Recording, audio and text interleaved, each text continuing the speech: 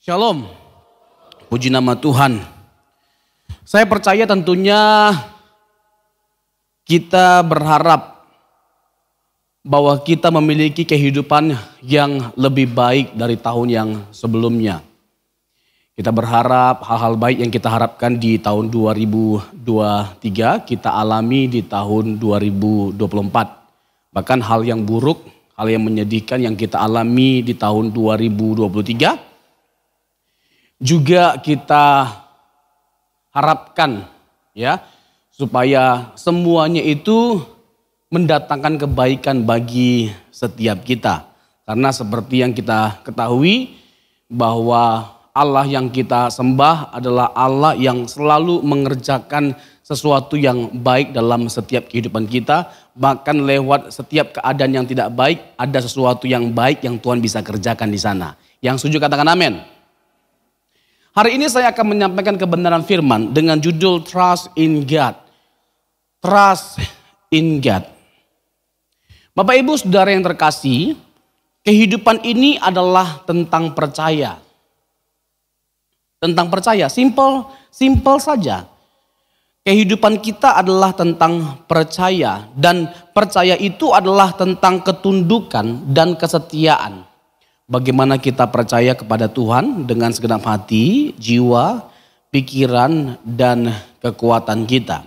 Bagaimana kita mempercayai Tuhan sepenuhnya. Cara terbaik untuk kita mendekati Tuhan adalah dengan iman. Cara terbaik untuk kita mendekati Tuhan adalah dengan iman. Karena Tuhan itu tidak kelihatan, tapi sekalipun tidak kelihatan, kita percaya Allah itu nyata sekali.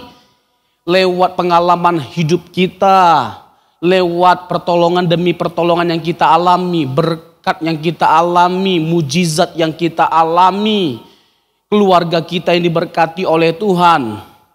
Itu juga merupakan bukti-bukti dari keberadaan Tuhan. Tuhan yang nyata dalam kehidupan setiap kita.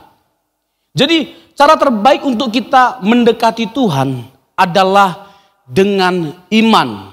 Terkait dengan bagaimana kita percaya kepada Tuhan sepenuhnya sekalipun dia tidak kelihatan. Itulah iman. Iman yang benar bukan hanya menghasilkan kepercayaan yang benar tentang Allah, tetapi ketundukan. Hanya mengakui bahwa Allah itu ada, tidak akan berdampak apa-apa dalam kehidupan setiap kita. Pengakuan kita harus membawa kita kepada ketundukan dan juga kesetiaan yang terus menerus. Alkitab bukan hanya mendorong kita untuk percaya bahwa Allah itu ada dengan berbagai macam bukti yang sangat meyakinkan. Tetapi untuk kita menyerahkan hidup kita kepada Tuhan. Kepada Dia sumber dari segala sesuatu yang baik. Yakobus 1 ayat yang ke-7. Kita percaya bahwa setiap hari kita merasakan kebaikan Tuhan. Yang setuju katakan amin. Hari ini pun kita bisa ada, itu adalah bukti dari kebaikan Tuhan. Betul nggak? Amin? Iya, setiap hari kita mengalami mengecap kebaikan Tuhan. Dan percayalah bahwa Tuhan setia menyatakan kebaikannya dalam kehidupan kita. Kebaikannya bukan hanya sekedar kita kecap setiap hari. Tapi kebaikan Tuhan bagi setiap kita itu sempurna. Makanya bagian kita adalah bagaimana kita tetap bersyukur kepada Tuhan. Percayalah ya, situasi keadaan yang sedang tidak baik yang kita alami sekarang pun ada sesuatu yang baik yang Tuhan bisa kerjakan di sana. Amin? Amin? Iya. Jadi kita harus ingat, kita harus percaya sepenuhnya kepada Tuhan. Kita harus percaya bahwa Dia mengasihi setiap kita. Dia mengasihi kita lebih dari apa yang kita bayangkan. Hal ini membuat kita akan terus tetap percaya dan bersyukur kepada Tuhan. Sekalipun ya belum kita melihat pertolongan Tuhan, janji Tuhan tergenapi dalam kehidupan kita, atau apa yang kita inginkan belum kunjung Tuhan kabulkan. Tapi kita mau tetap jalani kehidupan kita dengan sukacita. Dengan cara bagaimana? Bersyukur kepada Tuhan. Bukan bersukacita yang membuat kita bersyukur, tapi bersyukurlah yang membuat kita bersukacita. Sekali lagi, bukan bersukacita yang membuat kita bersyukur, tapi bersyukurlah yang membuat kita bersukacita. Jadi kita harus tunjukkan bahwa kita adalah anak-anak Tuhan dengan kita belajar untuk tetap bersyukur kepada Tuhan. Meskipun keadaan kita sedang tidak baik, belajar untuk tetap bersyukur. Susah, tapi kita mau tetap bersyukur. Karena apa? Karena kita punya Tuhan yang baik. Amin? Iya, coba kunci F Mas Dini. Apapun yang terjadi di dalam hidupku, selalu ku berkata, Tuhan Yesus baik. Dalam segala hal yang terjadi, tetap ku berkata, Tuhan Yesus baik. Saya jujur ya, saya sangat diberkati dengan lagu ini. Sangat diberkati dengan pujian ini. Sekaligus mengingatkan saya, menantang saya. Benar enggak kamu bisa membuktikan bahwa kamu tetap bersyukur walaupun kehidupan kamu lagi tidak baik keadaannya? Tertantang saya. Kan refnya begini. Ku sembah kau, ku sembah kau. Nah, sebelum sampai ke refnya, kita harus persoalkan dulu bait awalnya. Apakah dengan jujur, dengan tulus kita mengatakan, apakah kita adalah seorang yang bisa tetap bersyukur walaupun kita lagi susah, lagi banyak masalah, keadaan lagi tidak baik. Kita perkarakan, jujur menilai diri kita. Amin. Amin. Meskipun kontrakan belum bayar, utang banyak kali, selalu ku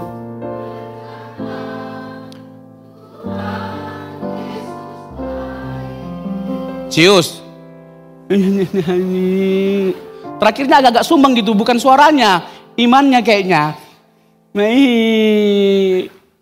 Meskipun istri cerewet, marah-marah kerjanya, bapak-bapak, selalu ku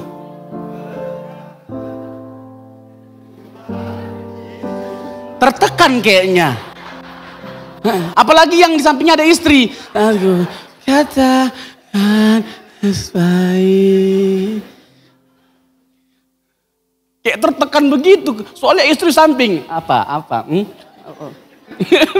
Kamu mau bilang aku cerewet? Coba. Asopo mati non. Tapi nggak ada lah ibu-ibu di sini seperti itu. Nggak ada lah, nggak ada yang ngaku. Walaupun suami kasar, nggak kunjung kasih uang, ibu-ibu selalu ku.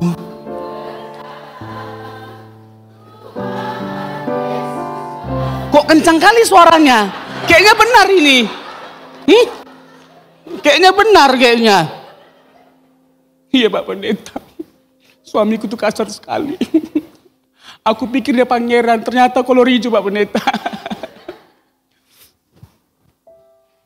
Ku sembah kau, sama-sama.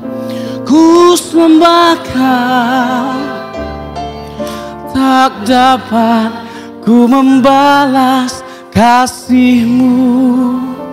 Ku sembah kau, ku sembah kau Bapa. Ku rindu selalu menyenang.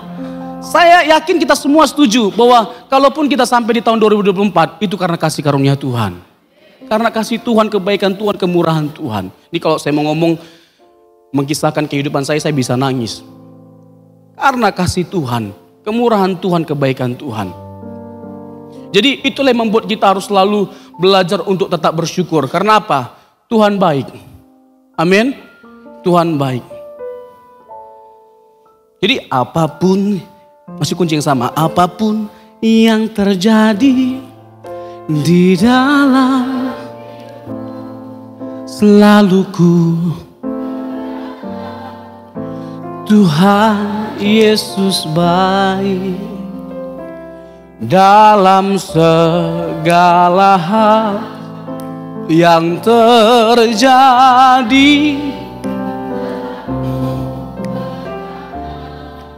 Tuhan Yesus baik, ku sembah Kau, ku sembah Kau. Dengan tulus katakan, ku sembah Kau. Tak dapat ku membalas, ku sembah Kau. Ku sembah Kau Bapa, ku rindu selalu menyenangkan-Mu. Jadi iman yang benar bukan hanya sekedar menghasilkan kepercayaan yang benar tentang Allah, tetapi ketundukan.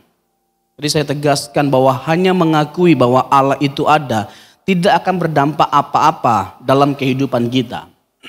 Matius pasal yang 8, kita tahu dalam hal percaya, Roh Roja juga percaya bahwa Tuhan itu ada, Yesus itu Mesias, Yesus itu anak Allah yang maha tinggi.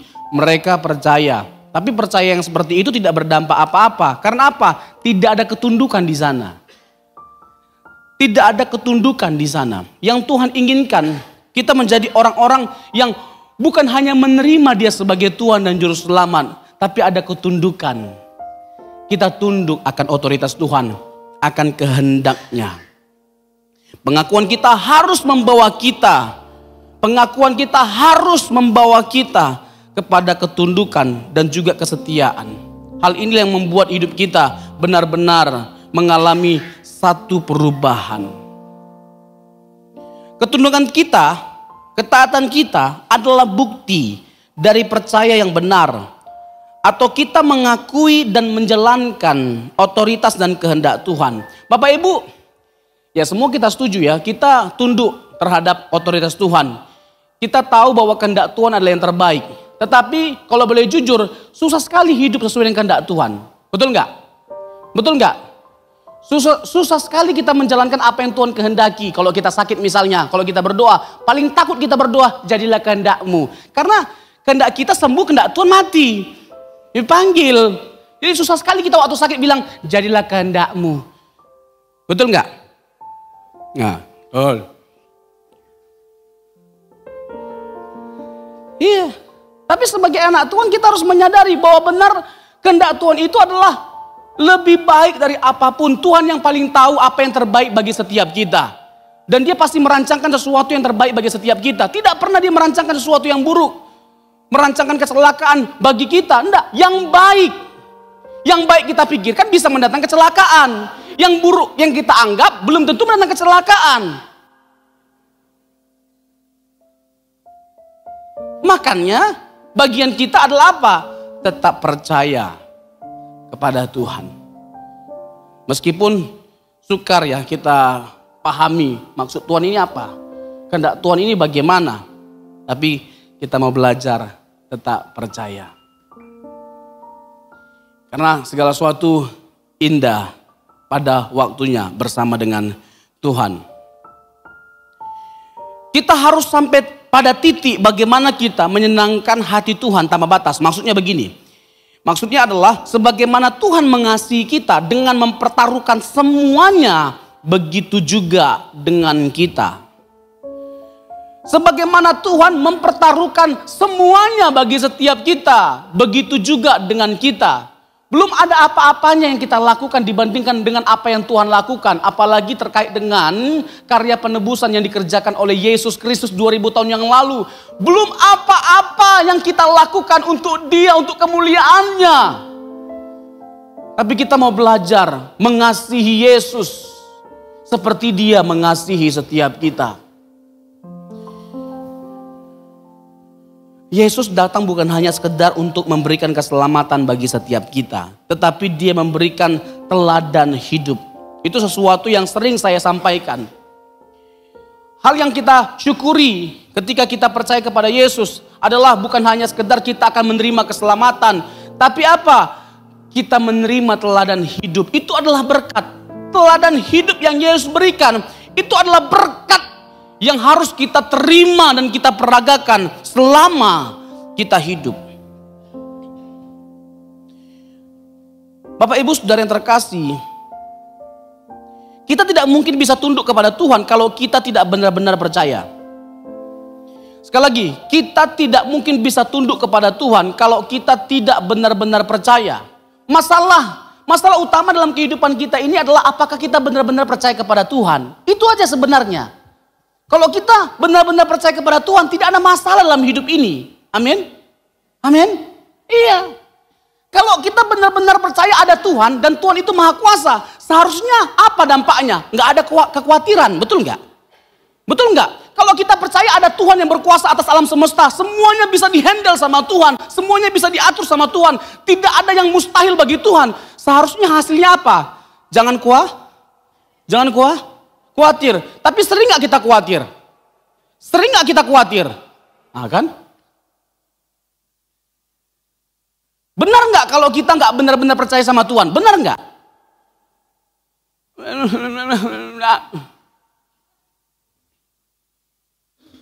Jadi masalah utamanya di situ. Kita tahu Tuhan itu ada dengan segala teorinya. Cakap kita mempercakapkan Tuhan dengan karyanya, pribadinya, keilahiannya, cakap kita. Yesus itu adalah Allah yang berinkarnasi, dia datang untuk menyelamatkan setiap kita dari dosa supaya kita yang berdosa ini diselamatkan. Bukan karena perbuatan tapi kasih karunia. Cakap kita juga sekali. Tapi sebenarnya Tuhan bukan hanya sekedar teori. Tuhan tidak ingin kita hanya sekedar bisa mengurai dia dengan kata-kata, dengan teori, dengan konsep. Tapi kita bisa menggambarkan Tuhan, melukis Tuhan dalam kisah kehidupan yang kita jalani sehari-hari. Gambarkanlah Tuhan itu seperti apa. Siapa Tuhan itu bagi kita? Penolong. Dia lemah lembut, dia bijaksana, dia penuh kasih. Siapa Tuhan itu bagi setiap kita? Tunjukkanlah lewat kehidupan kita. Bukan hanya sekedar tahu bahwa Tuhan itu baik. Tetapi kita tunjukkan bahwa Tuhan itu baik lewat kehidupan kita. Itu baru percaya. Yang setuju katakan amin. Yang setuju katakan amin. Jadi kita nggak mungkin bisa tunduk kepada Tuhan kalau kita tidak benar-benar percaya. Di dunia yang gelap dan penuh kejahatan ini, hanya imanlah yang bisa membuat kita tetap berdiri tegak dan bertahan.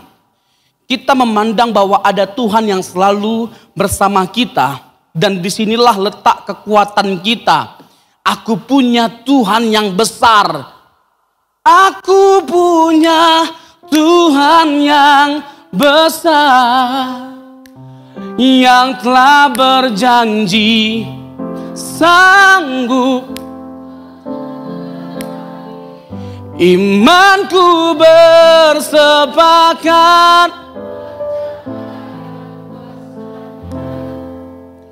ku terima sekarang kemenangan darimu.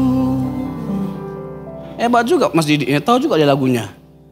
Sekali lagi, aku punya Tuhan yang besar, yang telah berjanji dan sanggup menggenapi.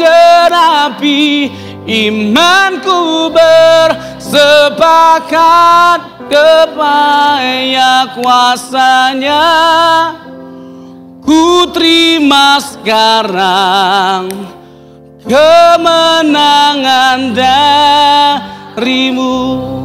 Memang Tuhan kita Tuhan yang besar, Tuhannya besar. Pertanyaannya iman kita besar enggak? Bahkan sebenarnya nggak perlu iman yang besar-besar amat. Iman sebesar biji sawi aja kata Alkitab bisa memindahkan gunung. Baru iman sebesar biji sawi, apalagi kalau iman sebesar biji jengkol bisa memindahkan Bekasi ke Spiongot. Tapi yang paling penting itu sebenarnya bukan iman yang besar, tapi iman yang benar. Iman yang besar itu mampu membuat sesuatu yang bersifat spektakuler terjadi, sesuatu yang mustahil terjadi, memindahkan gunung. Itu sesuatu yang spektakuler. Tapi kalau iman yang benar, walaupun gunung masalahku tidak pindah, tapi kesetiaanku pada Tuhan tetap untuk selama-lamanya. Berikan tepuk tangan bagi Tuhan. Amin. Iya. Ini kalau Kalau boleh jujur, semuanya kan pasti ada masalah. Betul nggak? Siapa di sini nggak ada masalah dalam hidupnya? Biar kita kasih masalah. Semua kita punya masalah. Ya kan? Saking banyaknya yang susah kali dihitung. Tapi kita tahu, kita percaya. Ada Tuhan yang tidak mungkin meninggalkan kita. Dia pasti menyertai kita. Itu menjadi penghiburan loh. Menyadari bahwa Tuhan tetap ada dan menyertai kita. Itu penghiburan dan kekuatan kita. Jadi saat susah kita, ingat, kita nggak sendiri. Kenapa kita susah hati? Karena kita merasa sendiri. Padahal ada Tuhan. Atau kita berharap pada yang lain, pada seseorang. Apapun di dunia ini, siapapun, itu bisa mengecewakan. Makanya berulang kali Tuhan berkata, supaya kita jangan berharap sama manusia. Hanya siapa? Hanya kepada siapa? Hanya kepada Tuhan, karena hanya Tuhan yang gak pernah bisa mengecewakan setiap kita. Dan teruji, dia dapat diandalkan. Ada di sini yang pernah dikecewakan sama Tuhan? Ada? Ada yang pernah mengecewakan Tuhan? Mantap, jawabannya bukan hanya ada, banyak, sering. Tapi seperti yang saya pernah bilang, untung Tuhan kita itu ya baik kali, sabarnya panjang gitu loh. Untung Tuhan kita itu sabarnya panjang. Coba Tuhan sabarnya kayak wasit sepak bola, cuma 2 kartu kuning. Tidak ada di antara kita yang bisa bertahan sampai hari ini, Pak. Mati, Pak, semuanya. Betul? Betul? Karena setiap hari kita bisa mengecewakan Tuhan. Tapi Tuhan selalu tangannya terbuka untuk merangkul setiap kita, menerima kita. Ini luar biasa kesabaran Tuhan. Sabarnya. Coba kunci C. Udah lama gak nyanyi lagu ini. Kayaknya Bapak Ibu juga kangen. Cuma malu-malu. Sabarnya D. Naik satu. Saya menderita soalnya terlalu rendah. Sabarnya Tuhan menghadapiku, memimpin di jalan-jalanmu hingga aku dewasa. Sabarnya Tuhan, beriku hajaran,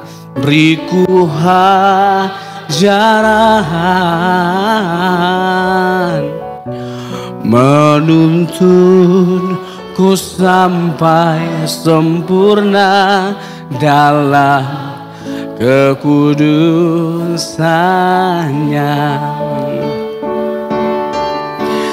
Kala ku jatuh, diangkatnya,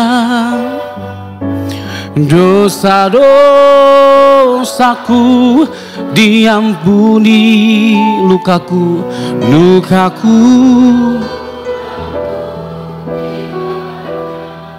hingga pulih kembali.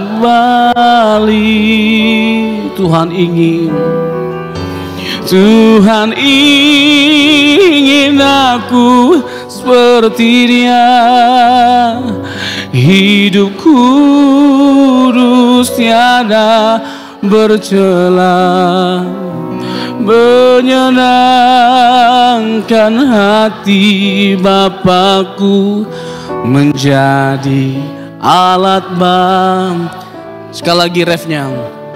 Kalau aku jatuh diangkatnya, dosa-dosaku diampuni, lukaku lembut dibebatnya hingga pulih kembali.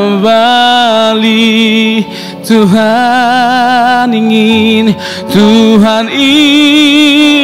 aku seperti Dia, hidup kudus tiada bercela, menyenangkan hati Bapakku, menjadi alat baginya.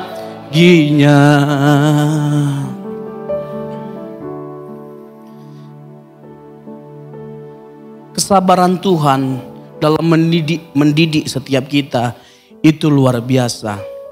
Bahkan ada kalanya sampai pada titik Tuhan menghajar setiap kita. Tapi kalaupun Tuhan menghajar setiap kita, itu karena Dia mengasihi kita. Dia tidak ingin kita binasa.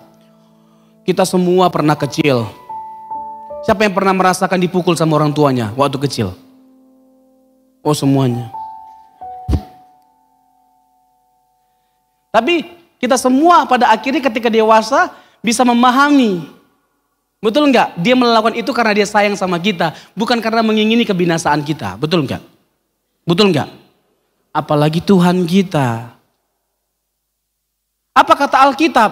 Kalau Bapa di bumi ini saja, ya, mana ada anak mana ada bapak ketika anaknya minta roti dikasih ular. Betul enggak? Tapi kalau sama orang Batak justru dia minta ular bukan roti. Sebaliknya, apalagi orang Dayak. Ular lebih enak daripada roti katanya. Apalagi Bapak kita di sorga. Bapak kita di sorga tahu apa yang terbaik bagi setiap kita. Amin. Amin. Iya. Jadi baiknya Tuhan, kasihnya Tuhan itu sungguh dahsyat, sungguh luar biasa. Jadi kita harus ingat bahwa iman itu bukanlah tentang melihat, tetapi tentang percaya meskipun tidak melihat. Sekali lagi, kita harus ingat bahwa iman itu bukan tentang melihat, tetapi tentang percaya meskipun tidak melihat. Jadi Kristen itu bukan melihat dulu baru percaya, tetapi percaya dulu baru melihat. Amin? Amin? Iya.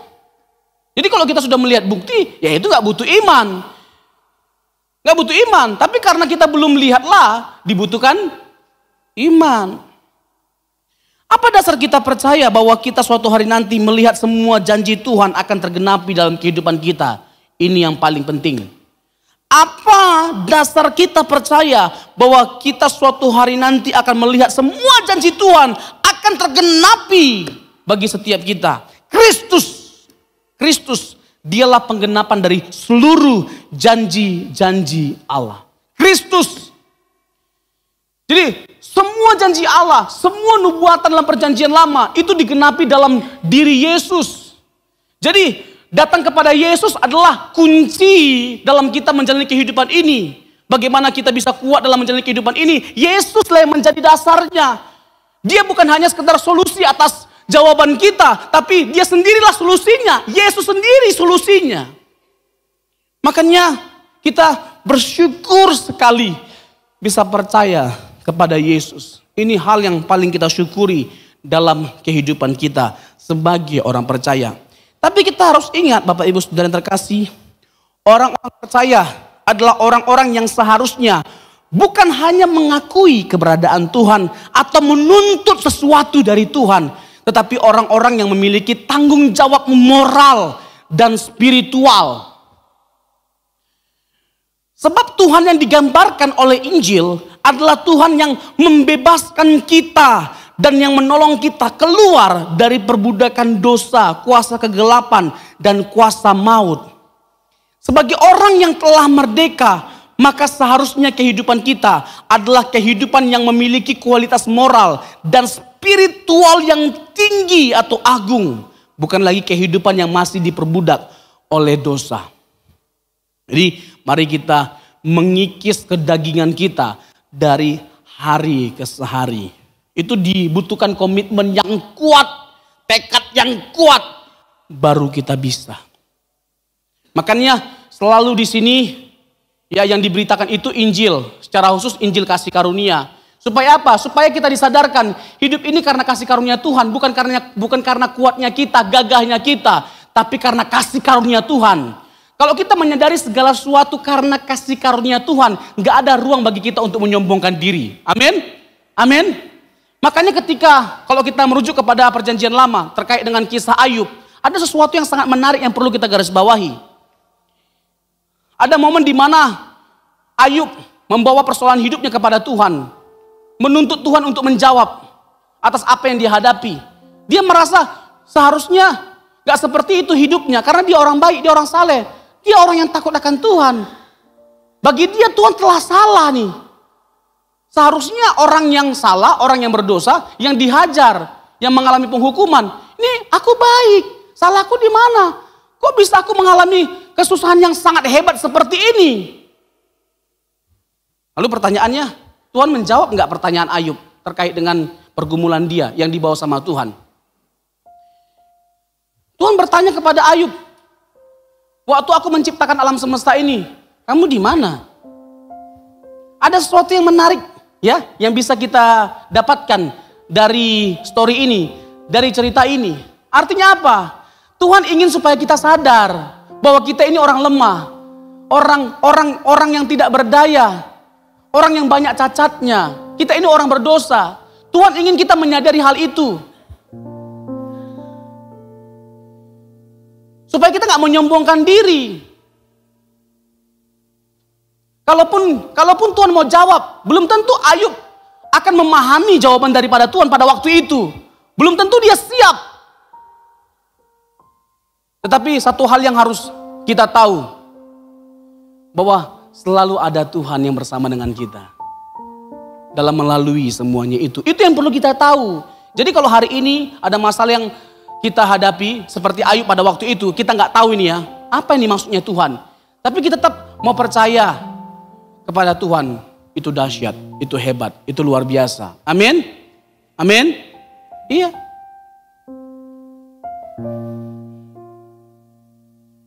Jadi saya merenungkan dengan dalam kisah Ayub itu. Memang kalau kita diposisikan di posisi Ayub, ya kita mungkin sangat besar kemungkinan akan melakukan hal yang sama, mempertanyakan hal itu kepada Tuhan. Tetapi melalui jawaban Tuhan kita menyadari bahwa kita ini sebenarnya makhluk terbatas. Makhluk terbatas. Kita bukan siapa-siapa. Lalu seakan-akan dengan mudahnya kita menuntut Tuhan harus begini, harus begitu. Nah sering kita menjadi orang Kristen yang seperti itu. Kristen yang hanya sekedar menuntut harus begini. Sampai kita lupa yang Tuhan itu dia, bukan kita. Yang seharusnya menuntut itu dia. Dia yang harus menuntut setiap kita untuk setia. Karena dia sudah terlalu baik bagi setiap kita. Yang setuju katakan amin. Karena dia selalu menyatakan kasihnya bagi setiap kita. Pertolongannya bagi setiap kita. Seharusnya kita yang dituntut oleh Tuhan. Bukan kita menuntut Tuhan. Tapi ya gitulah. Kita sudah dicemari oleh Injil yang salah. Injil kemakmuran. Injil yang menawarkan kemudahan. Injil yang menawarkan kesuksesan. Injil yang mengajak setiap orang untuk percaya kepada Tuhan karena Tuhan pasti berkati kita dengan melimpah-limpah. Itu Injil kemakmuran, itu merusak.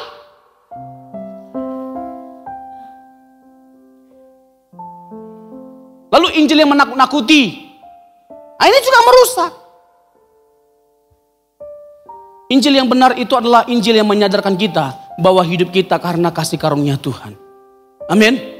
Oh, akhirnya kalaupun kita bermegah bukan karena kekuatan kita, tapi karena Dia bermegah di dalam Tuhan. Kalaupun kita kaya, kita nggak jadi lantas bermegah karena kita kaya, kita hebat. Aku kaya karena kehebatanku, karena kecakapanku, kemampuanku, karena aku punya kompetensi, aku punya relasi, aku punya banyak hal dalam hidupku. Kalau kita menyadari segala sesuatu karena kasih karunia Tuhan, akhirnya yang kita banggakan siapa? Tuhan. Amin. Amin. Nah ini kan gak mudah. Kebenaran yang seperti ini harus selalu didengungkan. Supaya kita belajar pada akhirnya untuk menundukkan diri di hadapan Tuhan. Tuhan terlalu besar, kita terlalu kecil, kita bukan siapa-siapa. Bayangkan Bapak Ibu, jangankan kita. Bumi ini dibandingkan dengan alam semesta, ada planet yang jauh lebih besar. Jauh lebih besar, ratusan ribu jauh lebih besar daripada planet bumi. Coba, kita ini makhluk paling kecil. Lebih kecil daripada pasir kalau dibandingkan dengan planet-planet lain. Tapi tahu nggak makhluk yang paling sombong di alam semesta ini siapa? Coba kali jawabnya, manusia. Kita paling kecil tapi kita paling sombong. Makanya mengakui Tuhan dalam segala hal, dalam kehidupan kita, membuat kita sadar bahwa kalau bukan karena kasih karunia Tuhan, we are nothing. nggak ada apa-apanya. Amin. Amin. Kita bukan siapa-siapa. Kita butuh Tuhan. Kita harus mengakui kasih karunia-Nya lah yang mengangkat setiap kehidupan kita, yang memerdekakan kita. Ayat terakhir 2 Petrus 3 ayat 18.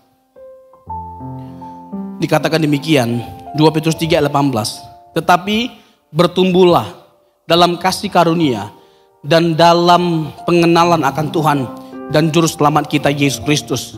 Baginya lah kemuliaan sekarang dan sampai selama-lamanya. Bertumbuhlah dalam kasih karunia. Nah, ini sesuatu yang menarik. Kita diajar oleh Tuhan untuk kita bertumbuh dalam kasih karunia. Baru pengenalan akan Tuhan dan juru selamat kita. Nah, ini juga sesuatu yang bagi saya menarik, menyadarkan kita banget gitu loh. Bahwa kita perlu ya untuk bertumbuh dalam pengenalan akan Tuhan. Tapi semuanya itu pun dalam kerangka atau bingkai besar kasih karunia Tuhan. Ada kasih karunia Tuhan di situ. Ada kasih karunia Tuhan yang menyertai setiap kita. Sehingga kita dimampukan untuk bisa semakin mengenal Kristus. Dan harus kita tanamkan dalam kehidupan kita, dalam hati kita, dalam benak kita, dalam sanubari kita. Bahwa hal yang paling indah dalam hidup ini ketika kita belajar untuk semakin mengenal Kristus. Yang setuju katakan amin. Yang setuju katakan amin. Nah, mengenal Kristus itu bukan sesuatu yang singkat atau instan sifatnya.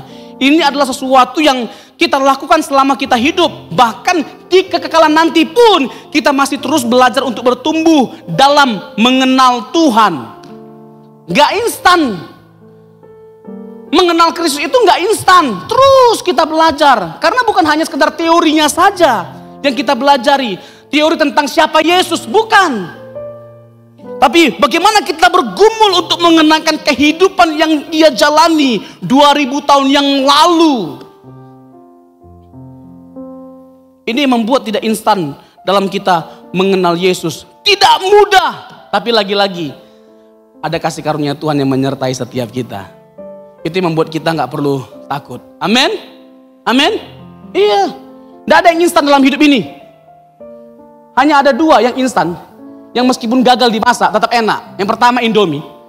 Yang kedua babi. Meskipun gagal pun dimasak tetap enak. Tapi dalam hidup ini gak ada yang instan. Untuk kita menjadi pribadi yang bisa dinikmati oleh Tuhan itu gak instan. Itu butuh proses by proses. Tapi kan kita sebagai orang Kristen ini kadang-kadang maunya cepatnya gitu loh. Instan aja. Kalau bisa cepat-cepat. Di situ lagi susah, kalau bisa langsung ada pertolongan. Di situ lagi sakit, langsung sembuh, langsung mujizat terjadi. Ya Tuhan lakukan sesuatu yang hebat, spektakuler gitu loh. Kita pengennya instan, betul nggak? Padahal berkatnya itu di prosesnya. Di prosesnya Tuhan ingin kita mengalami berkat lewat proses itu. Lewat proses itu kita jadi kuat. Iman kita bertumbuh, kita makin matang, kita makin dewasa. Kita semakin mengenal Tuhan by proses, kita diproses. Prosesnya inilah berkatnya. Bukan dapat uangnya, dapat jabatan, dapat promosi. Bukan. Memang ini juga berkat. Tapi berkat yang sesungguhnya adalah ketika kita mau belajar mengikuti Tuhan. Memahami Tuhan, mengenal Tuhan. Lewat setiap proses yang Tuhan izinkan terjadi dalam kehidupan kita. Yang setuju katakan amin. Tidak mudah. Tetapi pastilah hasilnya luar biasa indahnya. Kalau kita mau mengikuti prosesnya Tuhan. Amin. Tuhan Yesus memberkati.